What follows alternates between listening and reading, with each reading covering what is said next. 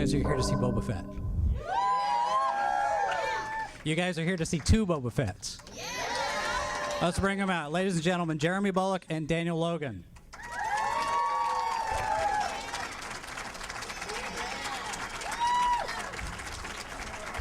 Hello! Hello, hello, hello!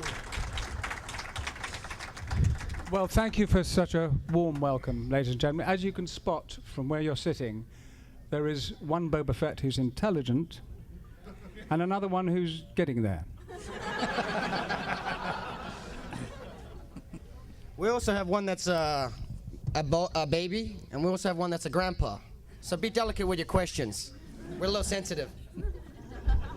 What's he talking about? There is no. No, ladies and gentlemen, it's really lovely to be back. It's 6 years since I've been here in Kansas City, and it's an absolute delight, and it's so good to see so many people here. And it's so funny because you hand the mantle over to Daniel, a young Boba Fett, but it's Daniel spoke more in the film than I did in the ones but that's so funny. I mean, being a theatre actor, what was extraordinary, the famous day that I had to be there, taking Han Solo up into Slave One, turning to the Imperial officer and saying, "Put Captain Solo in the cargo hold." Well, on the day, I turned to the Imperial officer and said, "Put Captain Cargo in the Solo." Luckily, I'm wearing a helmet. You can't see what I'm saying. You can't hear what I'm saying because it's all blah, blah, blah, blah.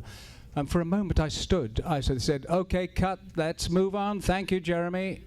I thought, shall I own up? Shall I tell them that I completely mucked the line up? But 4 lines, and I still cocked one of them up. Terrible. But you didn't have that problem, did you, Daniel? Because you're young and you have no fear. No, I just made my lines up on the day. That's why they're all kind of random. Like. That's why the films are a mess. Sorry. Now, Daniel, what's the difference? Because you've done both now, the live action and the animated. What is the difference in your process for playing Boba Fett that's different now in Clone Wars than it was in Episode 2? How are you approaching it differently? Well, you got to realize with the movie, I was more facial, my body language, and I try to hone in on what Jeremy had created as Boba Fett and try not to expand too far out of that. And with the movie, I was able to use my body as that barrier, meaning the way I looked, the way I, moved. That was really who I felt was Boba Fett. And now I'm coming back into the Clone Wars doing a cartoon. It's still kind of the same thing. I mean, when I was on set, I was looking at a green wall, going, "Hey, yeah, how you doing? Oh, man, yeah," and thinking I'm talking to an alien or something. So with the cartoon, it's kind of the same thing. But there's nobody there besides a guy in a little square box that looks like he's in a fish tank, going. So it's kind of hard, but it's more or less using my voice, and thanks to where they're going with this cartoon and stuff like that, it's really going to hopefully enable me to be able to reach those peaks and stuff like that and really show what I've been learning. But I mean, just being back in Star Wars again and being able to play with Boba Fett and be in the galaxy again, it's just an amazing opportunity and a very humbling experience. But both of them as evenly fun. I mean, Boba Fett's an amazing character, and I just love being able to play him. Now, you start shooting the live-action Boba Fett again when? Tomorrow morning, I think. That's Jeremy. No, I haven't heard about the live action. People have been, saying all stuff all over the internet. I mean, if I knew anything, I mean, do you think this mouth would ever be able to shut up? So I don't really know anything about the live action. All I know is that, when they do it, I guarantee anything that Lucasfilm and Star Wars is part of, it will be amazing. Though I don't know if I'm a part of it. If I am, I mean, I'd love to be. Well, funny enough, I just heard last week Lucasfilm phoned me and said, "Jeremy, we can't offer you Boba Fett because we don't know what's happening, but would you like to play Mrs. Fett?"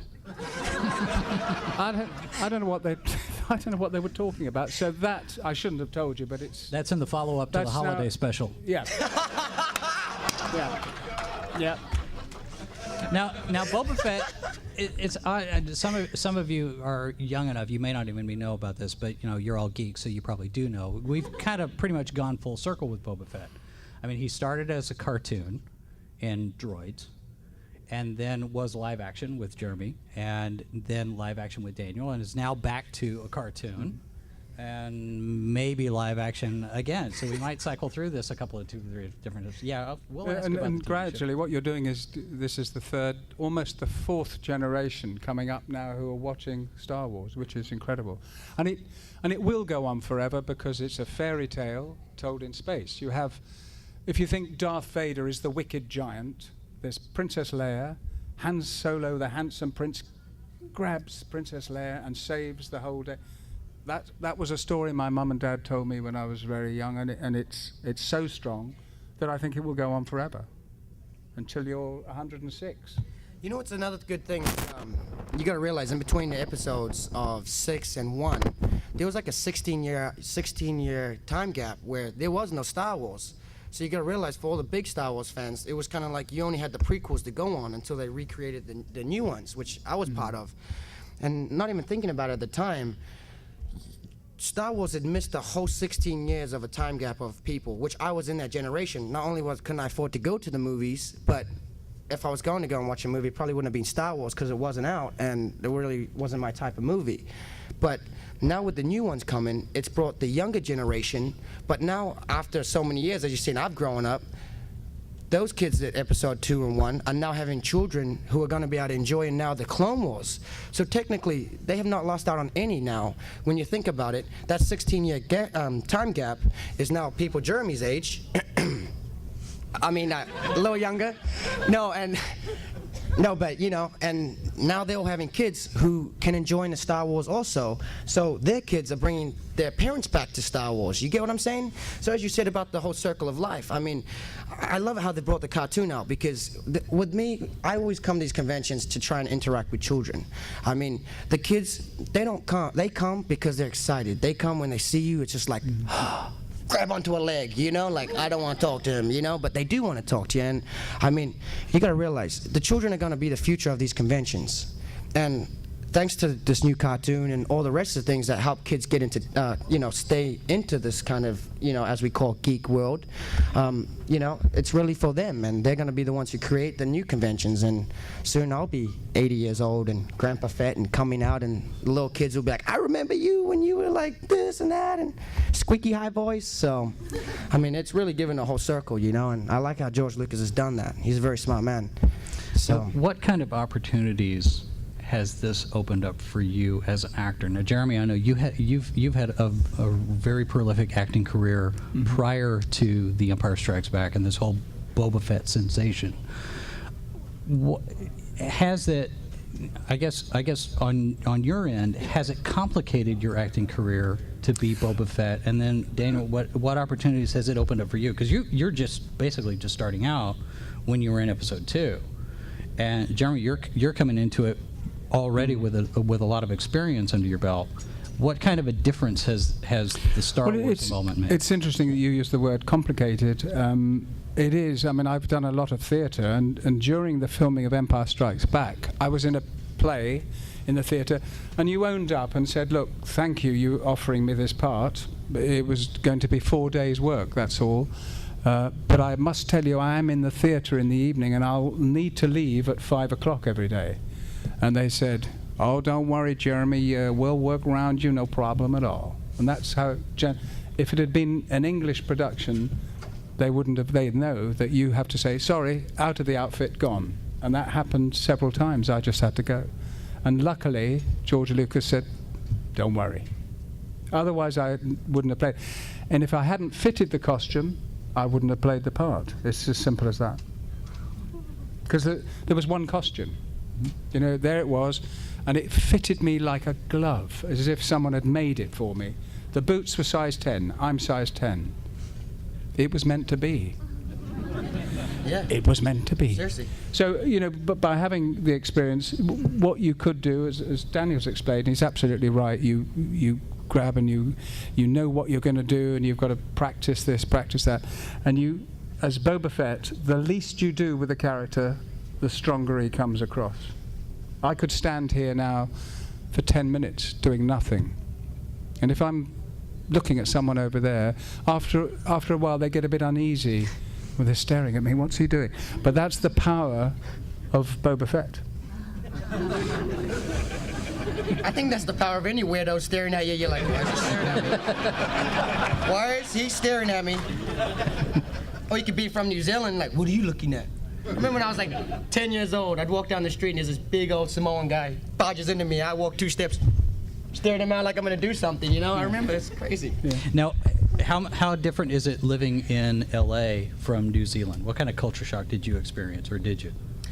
Well, now I have a four-wheeled car. I used to push a bicycle back in New Zealand. Not that I didn't like it or anything, but no, my life has changed dramatically. I mean, I grew up in New Zealand. I got the audition in New Zealand, so it was kind of like I thought New Zealand was going to be my life. Thanks to my first convention, I got to come to America, and once I came here for the first time, I said, this is where I want to be and spend the rest of my life. So I greased up George Lucas, and I called him and asked him if he'd write me a letter for my green card, and you know, for my approval and stuff like that, so I could come to America. Well, George Lucas wrote me a handwritten letter from his own letterhead, not from his office or his assistants, and signed it. My lawyer said to me, go back to New Zealand, you'll probably be there for about 6 months, and we'll give you a call in between that time, and you know, we'll figure it out. Well, I landed in New Zealand, and I literally just got to my mom's house, and the phone rang, and I literally, like, a couple minutes, and it's my lawyer on the other line. Oh my gosh, you got approved! And I'm like, I thought I was gonna be 6 months. Well, we laughed because we say, well, that George Lucas letter, you know, some Star Wars fan must have got that and went, approve.